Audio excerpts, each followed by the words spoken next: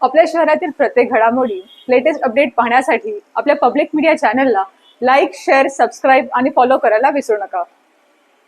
अखेर उल्हासनगर महापालिकेत शिवसेनेचा महापौर बसेल हे आता निश्चित झालंय। कारण आज कोकण भवन इथे जाऊन शिवसेनेनं 40 नगरसेवकांचा स्वतंत्र गट स्थापन केला। यामध्ये शिवसेना, वंचित आघाडी, स्थानिक साई पक्ष आणि अपक्षांचा समावेश आहे। उल्हासनगर महायुती या नावानं हा गट स्थापन करण्यात आलाय। दरम्यान अरुण आशान यांची या गटाच्या गटनेतेपदी निवड करण्यात आली आहे। दरम्यान अरुण आशान यांची गटनेतेपदी निवड करण्यात आल्यानं महापौर पदासाठी त्यांना अलगदरित्या बाजूला ठेवण्यात आलंय अशी शहरात चर्चा सुरू झाली आहे। 37 नगरसेवक संख्या असलेला भाजप हा सगळ्यात मोठा पक्ष आता विरोधी पक्षात बसणार असल्याची दाट शक्यता आहे।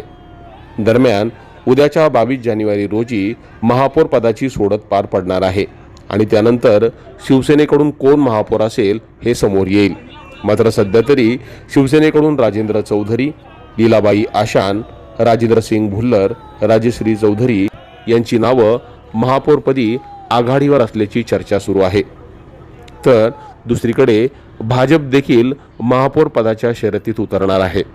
भाजपाकडनं मीना ऐलानी आणि राजेश वधारिया यांची नावं महापौर पदासाठी चर्चेत आहेत। एकूणच काय तर भाजपाला सत्तेपासून काहीही करून दूर ठेवण्याचा शिवसेनेनं ठाणे जिल्ह्यात चंग बांधलाय आणि त्यानुसारच प्रत्येक ठिकाणी शिवसेना इतर पक्षांना सोबत घेऊन बहुमताचा आकडा गाठून महापौरपद आपल्याकडे राखणार आहे। Public media bureau report.